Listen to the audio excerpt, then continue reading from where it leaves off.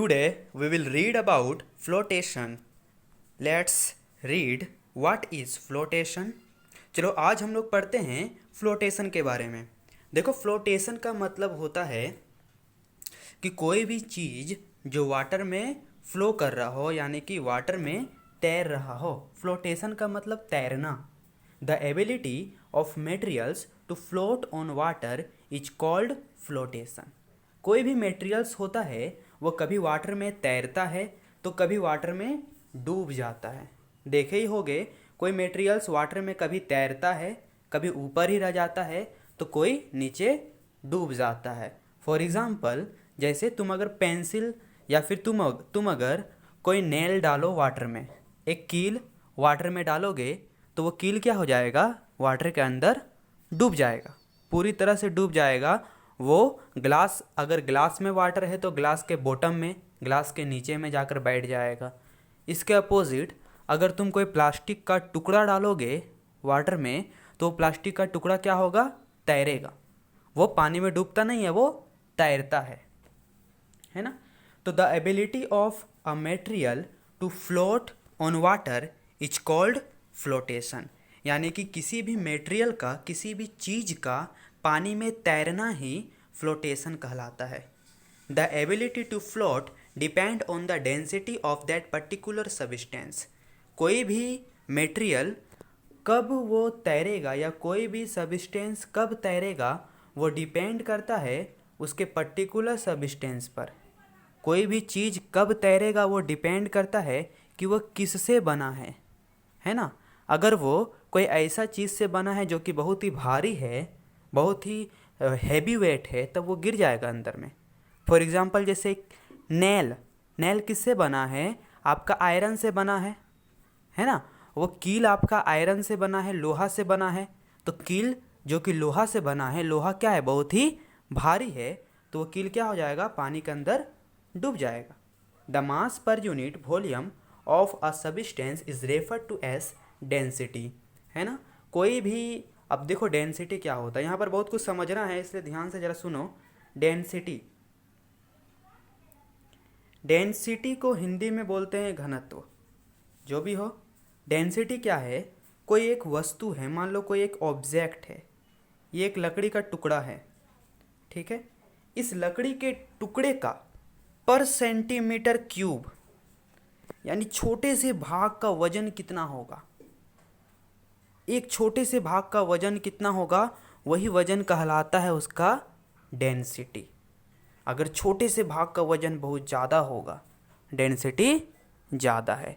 अगर छोटे से भाग का वजन बहुत कम होगा, डेंसिटी कम है। तुम देख सकते हो जैसे एक लकड़ी ले लो, एक वुड ले लो, वुड का छोटा सा भाग का टुकड़ा, वजन ज़्यादा है कि कम है, कम है, डेंसिटी कम होगा। अगर हम उसी वुड का जगह आयरन ले लेते, लोहा, उतना ही बड़ा आयरन लेते और जितना छोटा टुकड़ा लकड़ी का लिए उतना ही छोटा टुकड़ा हम अगर आयरन का लेते, तो छोटा सा टुकड़ा लकड़ी और छोटा सा टुकड़ा आयरन, छोटा सा टुकड़ा वुड और छोटा सा टुकड़ा आयरन, दोनों में से कौन ज़्यादा भारी होता, आयरन ज़्यादा भारी होता। तो डेंसिटी का मतलब होता है कोई भी सब्सटेंस का छोटा सा टुकड़ा पर सेंटीमीटर क्यूब, एक छोटे से टुकड़े का भार कितना है वो डेंसिटी कहलाता है, वही उसका घनत्व कहलाता है। Make a paper boat and keep it on a tub of water. बोला एक पेपर बोट बनाओ, एक पेपर का बोट बनाओ और उसे अपने टब में जो वाटर डाल दिए हो उसमें पेपर बोट रख दो। क्या देखोगे, what do you see, the paper boat floats on the surface of water. आप देखोगे कि जो पेपर बोट है वो पानी के, वो वाटर के सरफेस में तैर रहा है, फ्लोट कर रहा है। Now take 2 or 3 iron nails. अब 2-3 आयरन नेल्स लो, आयरन का कील लो, place it on the tub of water. जहाँ पर टब में वाटर है उसमें डाल दो। व्हाट डू यू सी, तुम क्या देखोगे, the nail immediately sink to the bottom of the tub. Why does it happen so, तो तुम क्या देखोगे कि जो नेल तुमने डाला था वो क्या हुआ, टब के एकदम बॉटम में जाकर बैठ गया है, अंदर डूब गया है। क्यों, जो तुमने नेल डाला था, जो तुमने कील डाला था, वो टब के अंदर में बैठ गया है। क्यों? क्योंकि उसका डेंसिटी ज़्यादा है ना। This is because the density of paper boat and the iron nail are different. ये इसलिए हुआ क्योंकि पेपर बोट जो तुम बनाए, पानी में रखे, वो पानी के सरफेस में तैर रहा है, और जो नेल तुमने पानी में रखा वो नीचे जाकर डूब गया है। इसका कारण यह है कि जो पेपर बोट है उसका डेंसिटी कम था, और जो नेल है उसका डेंसिटी ज़्यादा था। जो पेपर बोट है उसका छोटा सा टुकड़ा तोड़ोगे तो हल्का रहेगा, किसकी तुलना में? उस लोहे के छोटे से टुकड़े में, है ना। Anything denser than water sink in water and anything less denser, lighter than water floats in it. Thus, a paper boat being less denser than water floats while the iron nail sink.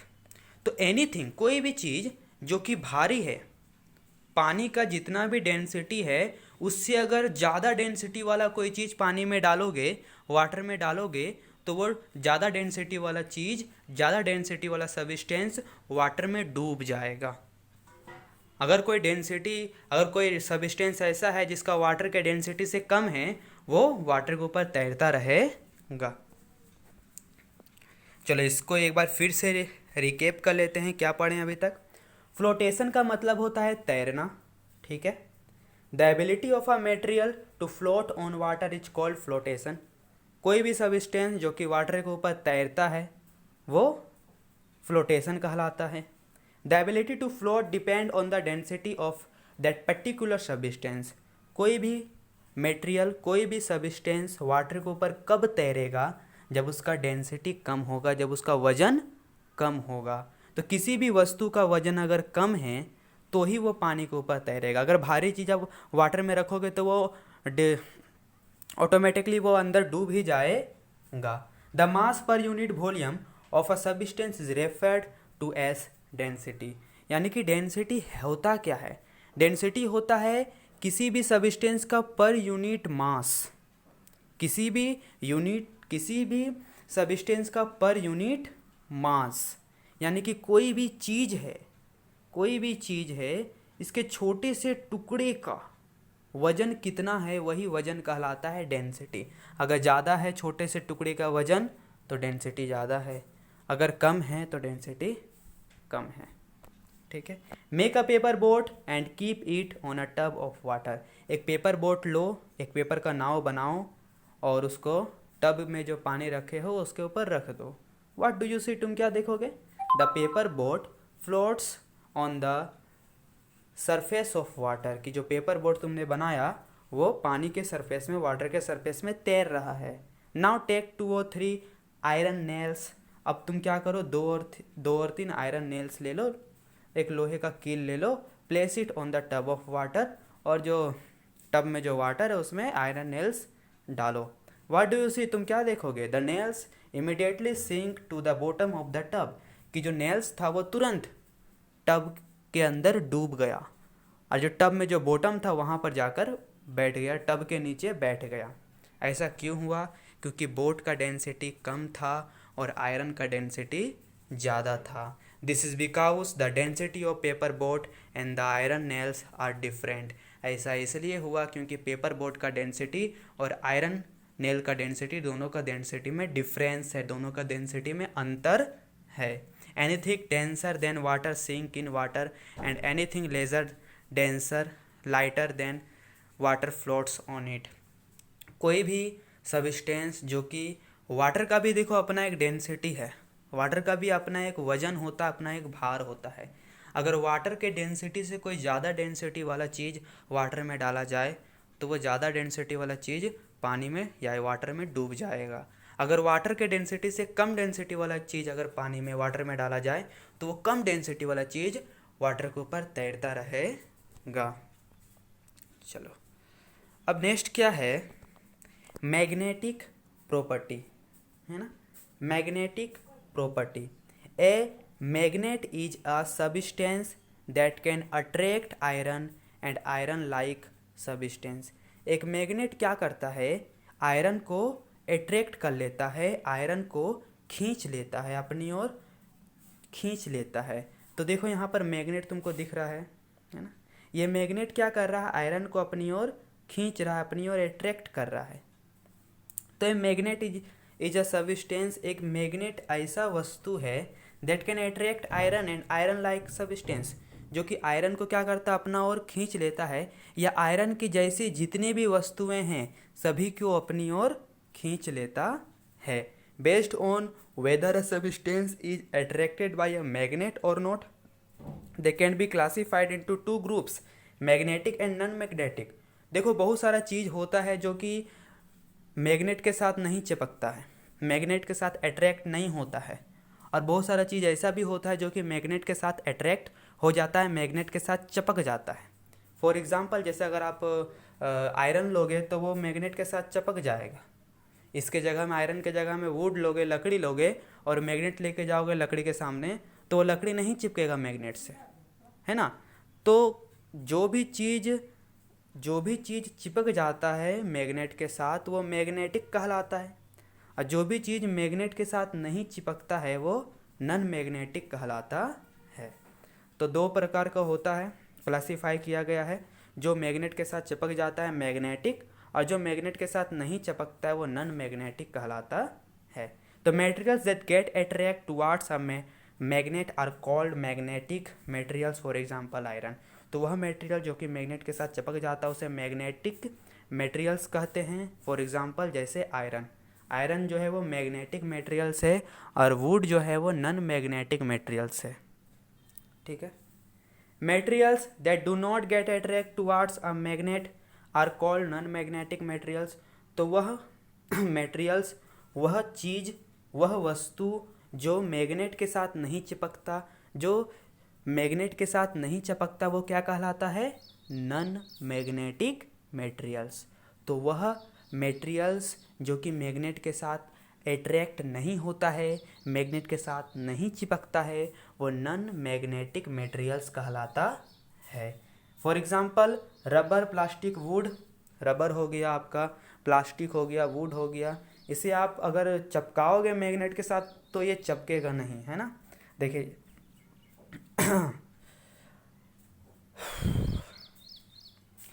चलो अब उसके बाद क्या है, conductivity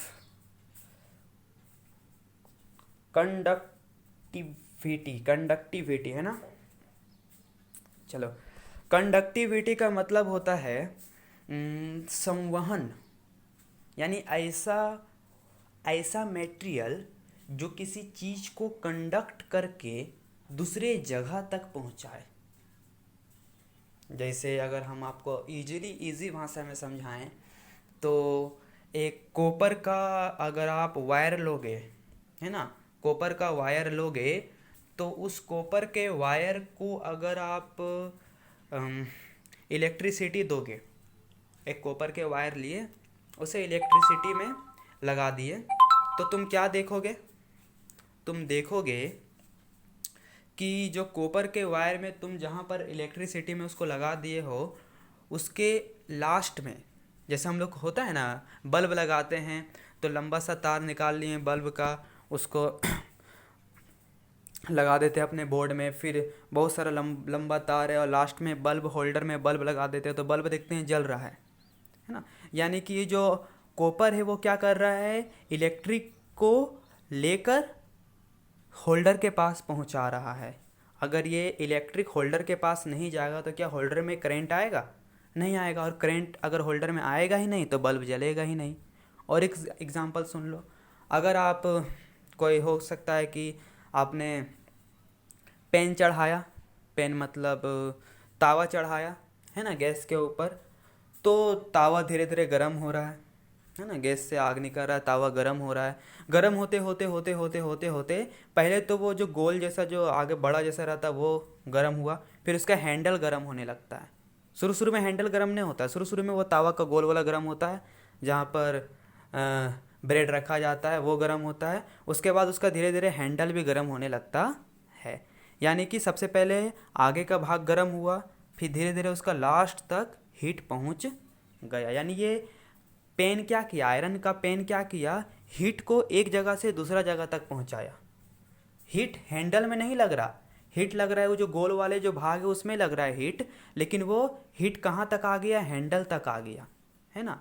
और ये क्या किया था, कॉपर का जो वायर था, वायर को करंट हम पूरे वायर में नहीं दिए थे, सिर्फ एक वाले भाग में जहाँ पर वायर लगाए हैं वहीं पर करंट दिए। अब वो उस वायर से करंट कहाँ तक पहुँच गया, होल्डर तक पहुँच गया, है ना। तो ये जो वायर हो गया, ये जो आपका पेन हो गया, ये क्या कर रहा है, एक पेन तो हीट को एक जगह से दूसरे जगह तक पहुंचा रहा है ना। और दूसरा क्या कर रहा है, इलेक्ट्रिक को एक जगह से दूसरे जगह तक पहुंचा रहा है, करंट को एक जगह से दूसरे जगह तक पहुंचा रहा है। और एक आप कर सकते हो, है ना, एक लंबा सा रड लेकर अगर आप उसको फायर में लगाओगे, गरम करोगे, मान लो गैस चूल्हा में लंबा सा रड ढुकाकर गरम कर रहे हो, तो शुरू शुरू में आपको गरम नहीं लगेगा हैंडल, मतलब जहाँ पर रड पकड़े हुए वो गरम नहीं लगेगा। जैसे जैसे रड का आगे वाला गरम होगा फिर आपको धीरे धीरे गरम लगने लगेगा, यानी कि हीट आगे से एकदम लास्ट तक पहुँच गया है। चलो इसे ज़रा बढ़िया से समझते हैं। The property of a material to allow heat और electricity to pass through it is known as conductive. तो वह प्रॉपर्टी, वह मेटेरियल जो क्या करता है, वह मेटेरियल जो हीट और इलेक्ट्रिसिटी को एक जगह से दूसरे जगह तक पहुंचा देता है, वो कहलाता है कंडक्टिविटी। वो क्या कहलाता है, कंडक्टिविटी।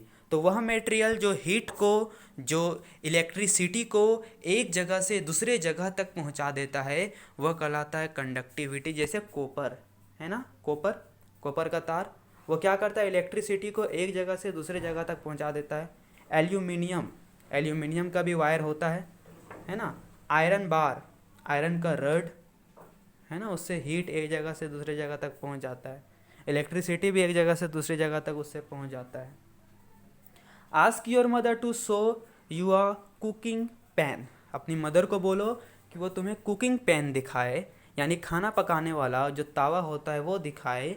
यू विल सी, तुम देख पाओगे, दैट कि the pan is made of iron, कि जो पैन है वो आयरन का बना हुआ है, और एल्यूमिनियम या फिर एल्यूमिनियम का बना हो सकता है। But it's handle is made of would और प्लास्टिक, लेकिन उस पेन का जो हैंडल है या तो लकड़ी लगा हुआ है वहाँ पर, नहीं तो प्लास्टिक लगा हुआ है। वाई इज इट सो, ऐसा क्यों किया जाता है आपको पता है? अगर वो हैंडल भी अगर उसी चीज़ का होता जो पेन का है, पेन मान लो पूरा आयरन का है, हैंडल भी आयरन का होता, तो अगर आप हैंडल पकड़ने जाते तो आपको बहुत ज़्यादा गर्म लगता। इसलिए हैंडल को क्या कर दिया गया, या तो लकड़ी का लगा दिया गया है, नहीं तो प्लास्टिक का लगा दिया गया है। This is because the iron और aluminium are good conductors of heat, whereas the wood or plastic are poor conductors. The poor conductor will not allow heat to pass through them, and you will be able to hold it easily without getting hurt. यानी कि जो आपका iron है वो rich conductor है, वो heat को तुरंत एक जगह से दूसरे जगह तक पहुंचा देगा। एल्यूमिनियम जो है वो रिच कंडक्टर है, वो हीट को तुरंत एक जगह से दूसरी जगह तक पहुंचा देगा। लेकिन वुड आपका एक जगह से दूसरी जगह तक हीट को जल्दी नहीं पहुंचाएगा, या पहुंचाएगा ही नहीं। प्लास्टिक आपका हीट को एक जगह से दूसरी जगह तक नहीं पहुंचाएगा, या पहुंचाएगा ही नहीं। तो इसी तरह अगर पेन का हैंडल अगर लकड़ी लगा दिया जाए, वहाँ पर वुड लगा दिया जाए या प्लास्टिक लगा दिया जाए, तो आराम से आप वुड या लकड़ी, वुड या प्लास्टिक का जो हैंडल है उसको पकड़ के पेन को उतार सकते हैं, फिर वापस चढ़ा सकते हैं। लेकिन अगर वो ही पूरा आयरन का ही हो तो आप उसको ईज़िली उतार नहीं सकते, ईज़िली चढ़ा नहीं सकते। अगर आप पकड़ने जाइएगा तो आपको गर्म लगेगा, है ना, क्योंकि वहाँ तक हीट पहुँच गया है। लेकिन अगर हैंडल में अगर वुड लगा दिया जाए, प्लास्टिक लगा दिया जाए, तो ईज़िली आप पकड़ भी पाओगे, आप उसको उतार भी पाओगे, आप उसको चढ़ा भी पाओगे, क्योंकि वुड में आपको गर्म फिर नहीं लगेगा। ठीक है, चलिए। This is because the iron और aluminium are good conductors of heat, whereas the wood और plastic are poor conductors. The poor conductors will not allow heat to pass through them, and you will be able to hold it easily without getting hurt. ठीक है, चलिए। Materials that do not allows heat to pass through them are called bad conductors of heat. कोई कोई material ऐसा होता है जो कि हीट को पास होने नहीं देता, है ना, वो कहलाता है bed conductors. For example would, अगर आप लकड़ी को पकड़ के जलाने जाओगे तो वो तब तक गर्म नहीं लगेगा जब तक फायर आपके हाथ के पास ना आ जाए, है ना। वो आगे जलता रहेगा, आपको गर्म लगेगा ही, जहाँ पर आप पकड़े हो लकड़ी वो आपको गर्म लगेगा ही नहीं, क्योंकि वहाँ तक हीट आया ही नहीं। वो कब आएगा? जब तक फायर आपके हाथ के पास नहीं आएगा तब तक आपको गर्म नहीं लगेगा। उसी तरह प्लास्टिक भी है, उसी तरह रबड़ भी है, ये सब जो है वो बेड कंडक्टर्स ऑफ हीट है।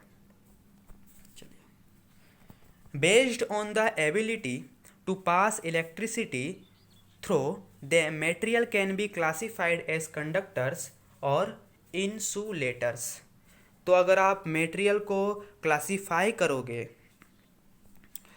तो इलेक्ट्रिसिटी और हीट के बेस पर, यानी कि हीट पास हो रहा है, इलेक्ट्रिसिटी पास हो रहा है, उस हिसाब से अगर आप मटेरियल्स को क्लासिफाई करोगे, बांटोगे, तो आप पाओगे दो तरह का मटेरियल्स होता है।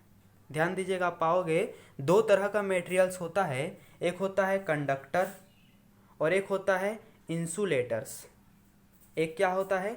एक होता है कंडक्टर, एक होता है इंसुलेटर्स। कंडक्टर किसको बोलते हैं? कंडक्टर उस तरह के मटेरियल को बोलते हैं जिससे हीट और इलेक्ट्रिसिटी इजीली पास हो सके, है ना।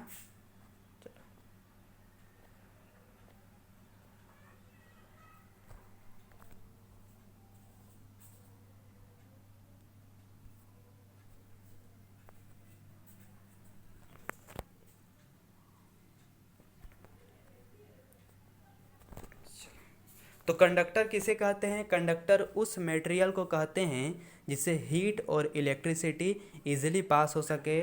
और इंसुलेटर किसे कहते हैं? उस तरह के मटेरियल को कहते हैं जिससे हीट और इलेक्ट्रिसिटी इजीली पास नहीं हो पाता है, ठीक है।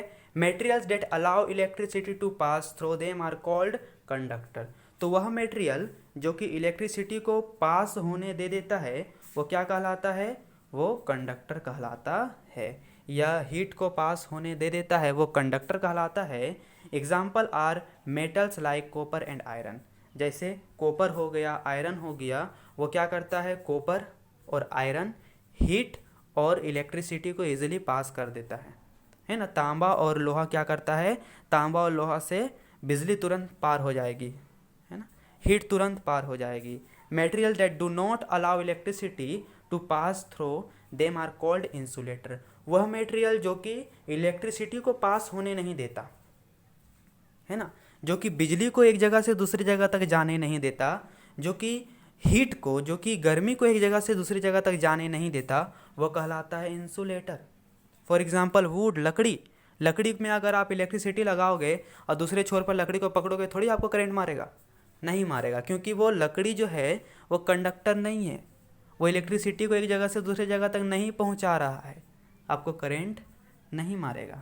Example are wood and plastic. Ask your mother to show you a wire.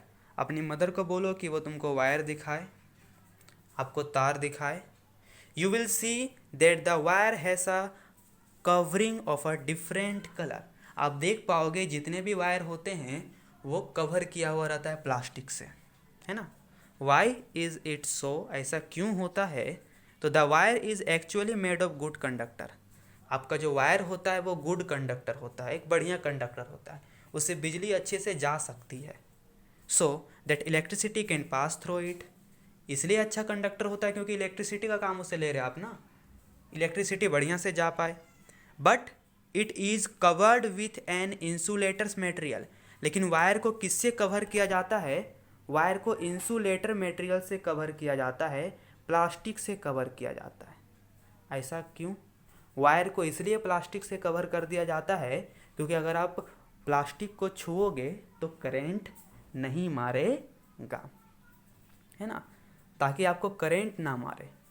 Plastic के जगह अगर वायर को एल्यूमिनियम से कवर कर दिया जाता तो क्या होता बताइए? तो अंदर तो ऐसे ही कॉपर का मान लो वायर लगा हुआ है, ऊपर से एल्यूमिनियम का कवर किए हुए हो, और फिर अगर आप एल्यूमिनियम के कवर को छूते तो करंट मार देता, शॉक मार देता, इलेक्ट्रिसिटी का शॉक मार देता, क्योंकि कॉपर के वायर से इलेक्ट्रिसिटी कहाँ पर चले जाता, एल्यूमिनियम में चला जाता, और एल्यूमिनियम को छूते तो एल्यूमिनियम का इलेक्ट्रिसिटी आपके हाथ में आता और फिर करंट मारता। और यहाँ पर क्या है, कॉपर का इलेक्ट्रिसिटी प्लास्टिक में नहीं जा पा रहा है, क्योंकि प्लास्टिक में इलेक्ट्रिसिटी जाता नहीं है, इसलिए अगर आप प्लास्टिक को छुओगे तो आपको करंट नहीं मारेगा, है ना।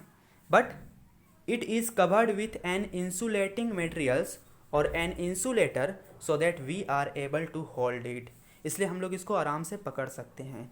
If we hold a naked wire, अगर आप खुले तार को पकड़ोगे, ऐसा तार जिसके ऊपर कवर नहीं है, विथ आवर हैंड, अपने हाथों से, electricity will pass through our body, तो इलेक्ट्रिसिटी हमारे बॉडी में चला आएगा।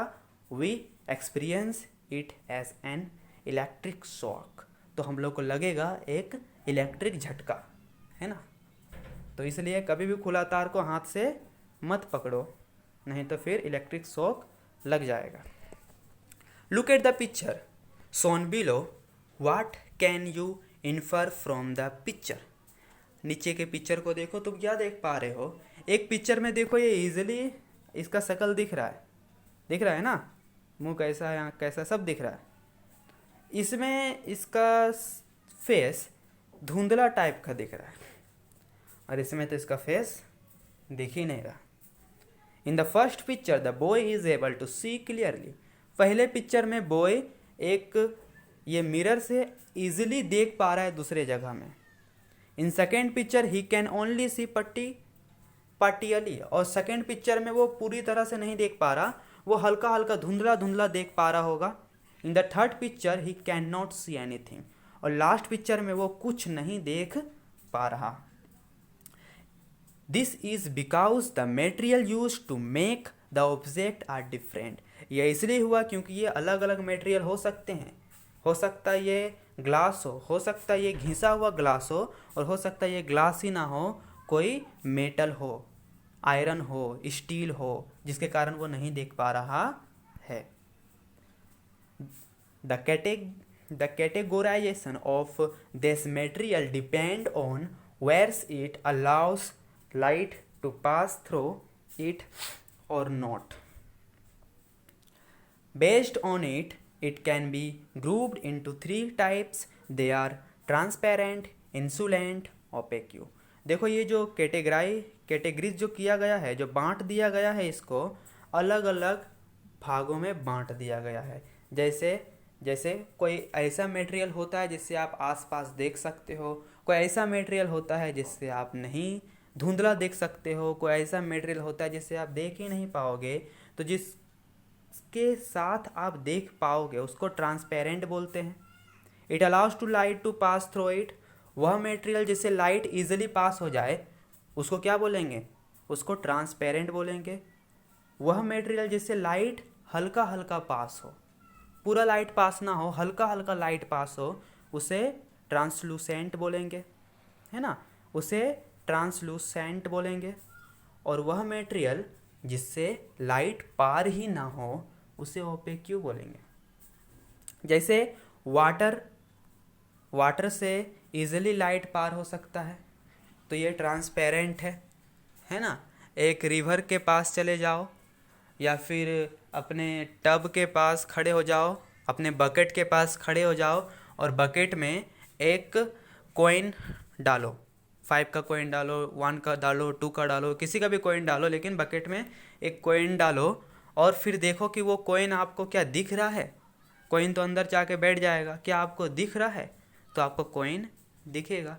यानी वाटर से इजीली आप किसी भी चीज़ को देख पाते हैं, तो वाटर आपका ट्रांसपेरेंट हो गया।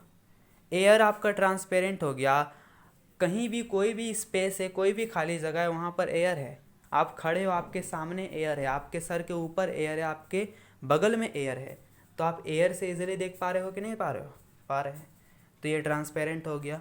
ग्लास यानी कि कांच, ग्लास आपका ट्रांसपेरेंट हो गया, है ना। एक होता है ट्रांसलूसेंट, जिससे लाइट पास तो होता है लेकिन अच्छी तरह से पास नहीं हो पाता। अगर कलर ग्लास है, किसी कांच को कलर कर दिया गया है ना, हल्का हल्का कलर कर दिया गया या कांच को घिस दिया है, ग्लास को घिस दिया, रफ कर दिया गया है, तो उस रफ ग्लास से आप अच्छे से नहीं देख पाओगे। बटर पेपर है, पेपर में बटर लगा दिया गया है, तो उस पेपर से आप नहीं देख पाओगे, है ना। Translucent object are semi transparent, ये सेमी ट्रांसपेरेंट है, आपको आधा अधूरा चीज़ दिखेगा। Some ultraviolet ray can pass through them. Opaque, it does not allow light to pass through it. Example are wood, plastic. तो ओपेक्यू क्या है? ओपेक्यू ऐसा मटेरियल होता है जिससे लाइट पास ही नहीं हो सकता। फॉर एग्जांपल जैसे वुड, लकड़ी, प्लास्टिक, इससे लाइट पास ही नहीं हो सकता, आप आर पार देख ही नहीं पाओगे। एक वुड का टुकड़ा लेकर खड़े हो जाओ, उसके पार देखने की कोशिश करो, नज़र ही नहीं आएगा आपको। प्लास्टिक का टुकड़ा लेकर खड़े हो जाओ, उसके पार देखने की कोशिश करो, आपको दिखेगा ही नहीं, नज़र ही नहीं आएगा। यानी कि ये ओपेक्यू है, इससे लाइट पास नहीं हो सकता। ट्रांसलूसेंट में क्या होता है? लाइट पास होता तो है लेकिन आधा अधूरा होता है। सेमी ट्रांसपेरेंट ये होता है। और ट्रांसपेरेंट में क्या होता है? इससे पूरी तरह से लाइट पास हो जाता है। तो ट्रांसपेरेंट का एग्जांपल हो गया ग्लास, वाटर, एयर। ट्रांसलूसेंट का एग्जांपल हो गया आपका बटर पेपर, फॉग। फॉग मतलब जो कुहासा होता है, कुहासा में आप देख पाते हैं, आधा अधूरा देखते हैं ना, शक्ल दिखता ही नहीं है, सिर्फ लग रहा है कि हाँ खड़े हो, लेकिन कौन है वो पहचान में ही नहीं आता। ग्लास आपका कलर्ड ग्लास हो गया, रंग किया हुआ ग्लास। ओपेक्यू में आपका हो गया वुड, हो गया लकड़ी, हो गया प्लास्टिक, हो गया। ठीक है, चलो आपका ये चैप्टर ख़त्म हो गया। आप क्वेश्चन आंसर करो और उसे चेक करवाओ। थैंक्स।